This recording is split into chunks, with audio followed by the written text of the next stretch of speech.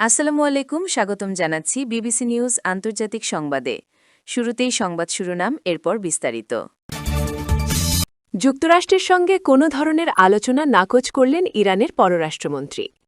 যুক্তরাষ্ট্র ও ইসরায়েলের সঙ্গে যুদ্ধবিরতি চুক্তিতে যে দেশকে সঙ্গে চায় ইরান। আলোচনা ব্যর্থ হলে ইরানকে চরম মূল্য দিতে হবে, হোয়াইট হাউস। ইরান যখনই চাইবে তখনই যুদ্ধ শেষ হবে, কর্মকর্তা। দর্শক, এতক্ষণ শুনছিলেন সংবাদ শিরোনাম। এখন বিস্তারিত।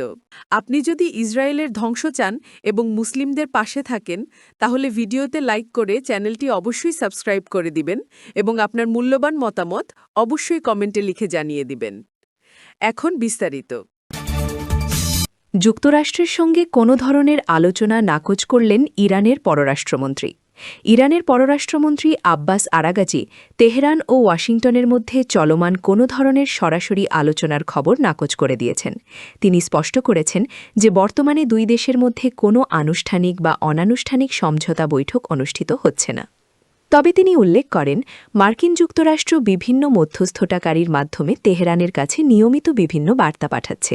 আরাগাচির মতে, মধ্যস্থতাকারীদের মাধ্যমে বার্তা আদান প্রদান করা আর সরাসরি আলোচনায় বসা এক বিষয় নয়, তাই এই প্রক্রিয়াকে কোনোভাবেই আলোচনা হিসেবে গণ্য করা যাবে না।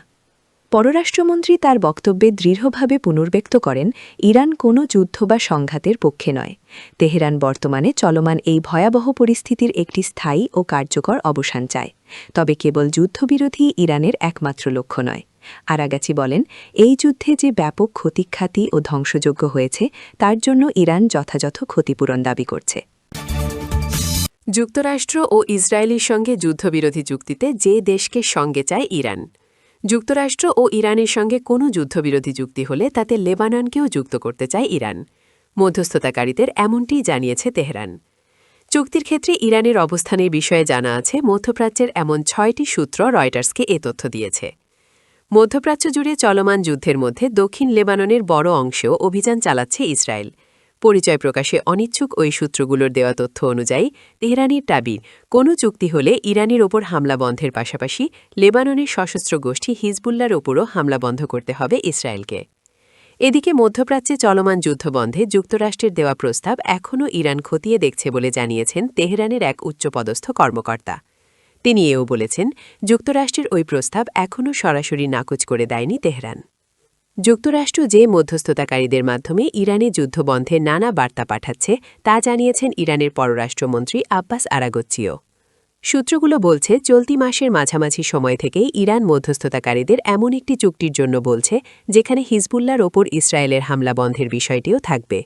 যদিও মার্কিন প্রেসিডেন্ট ডোনাল্ড ট্রাম্পের প্রশাসনের এক কর্মকর্তা বলেছেন, লেবানন ও মধ্যপ্রাচ্যে শান্তি আনতে হলে এ অঞ্চলে বিভিন্ন সশস্ত্র গোষ্ঠী ইরানের সহায়তা বন্ধ এবং হিজবুল্লাহকে নিরস্ত্র করা জরুরি।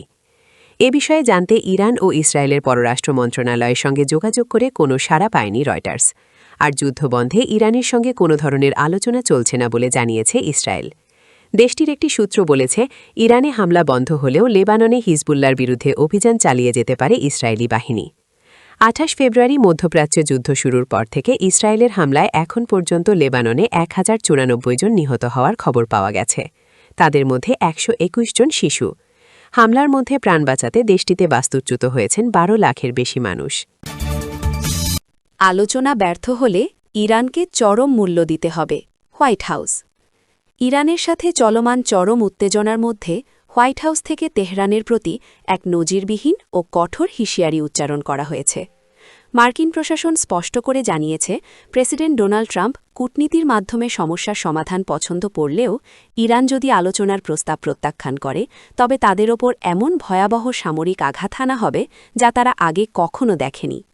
হোয়াইট হাউসের প্রেস সেক্রেটারি ক্যারোলিন লেভিট বুধবার ২৫ মার্চ সাংবাদিকদের জানান, প্রেসিডেন্ট ট্রাম্পের প্রাথমিক পছন্দ সবসময় শান্তি। তিনি আরও রক্তপাত বা ধ্বংসযজ্ঞ এড়াতে চান।